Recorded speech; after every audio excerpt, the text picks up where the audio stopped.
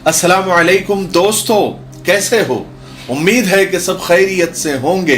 अल्लाह आप लोगों को ऐसे ही खुश रखे। अभी आपने जो वीडियो देखा और अभी भी देख रहे हैं, जब मैंने ये वीडियो देखा, मेरे सामने आया तो मैं बहुत हैरान हुआ, अफसोस भी हुआ, बहुत दुख भी हुआ। और मैं सोचने लगा कि आजकल दुनिया में ऐसे सख्त दिल, संग दिल और सख्त जान लोग आज भी है। फिर मैंने कुछ रिसर्च किया, कुछ अपनी जिंदगी के तजुर्बों को खंगाला कि मैंने भी ऐसे ओल्ड एज होम का दौरा किया है, धर्मशाला को देखा है, माँ बाप को सताते हुए औलाद को देखा है। तब मुझे याद आया, बल्कि पता चला कि ऐसे लोगों की तादाद आजकल बहुत है और बढ़ती भी जा रही है। इस नामुराद इंसान ने अपने माँ बाप को किसी बहाने से घर से लेकर आया और धर्मशाला के सामने या ओल्ड एज होम के सामने अपने बूढ़े, ज़ईफ, नातवा, कमजोर माँ बाप को उतारा, उनका सामान फेंका और चलता बना।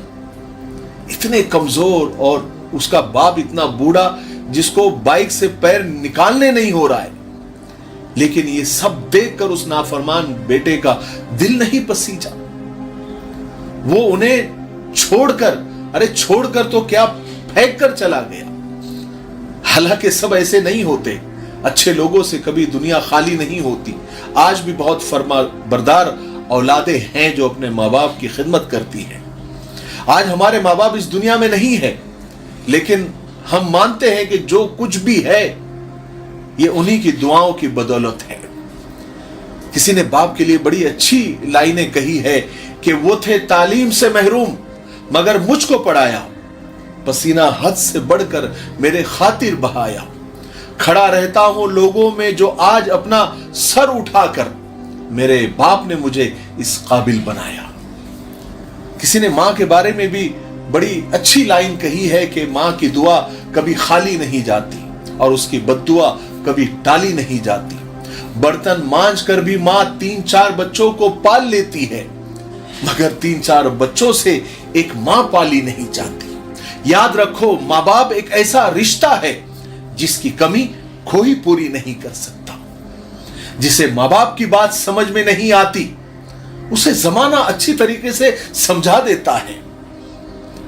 मां बाप अपनी औलाद को हर चीज सिखा देते हैं सिवाय अपने बगैर जीने के।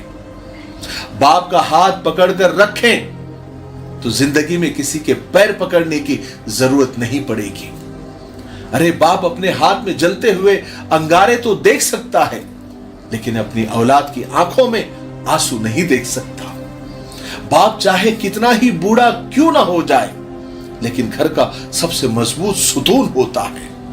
हदीसों में, किताबों में, अल्लाह वालों के बातों से जो बातें समझ में आती है, उससे पता चलता है कि बाप की कितनी फजीलत है। फरमाया कि बाप का हुक्म मानो ताकि तुम खुशहाल रह सको। बाप के सामने ऊंचा न बोलो वरना अल्लाह तुमको नीचा कर देगा। बाप और उस्ताद की मार को बर्दाश्त करो ताकि दुनिया की मार से बच सको। अस्सलामु अलैकुम, मैं हूं मोहम्मद शुजाउद्दीन। नाज़रीन, आप मेरे हाथ में ये जो देख रहे हैं, ये है तकमील तलबीना की दुआएं लो और बाप की बद्दुआ से बचो। अगर माँ जन्नत है तो बाप जन्नत का मेन दरवाजा है। बाप से बेहतर कोई गमखार नहीं, बाप से बेहतर कोई दर्दमंद नहीं, बाप से बेहतर कोई हमदर्द नहीं और बाप से बेहतर कोई उस्ताद नहीं। बाप सूरज के मानिंद है, गर्म जरूर होता है, लेकिन अगर ना हो तो घर में अंधेरा छा जाता है। और मां तो फिर भी मां होती है, लबों पे उसकी कभी बद्दुआ नहीं होती, बस एक मां है जो कभी खफा नहीं होती। याद रखो, इस दुनिया में मां की मोहब्बत तमाम मोहब्बतों की मां है। मां सबकी जगह ले सकती है, मगर मां की जगह कोई नहीं ले सकता।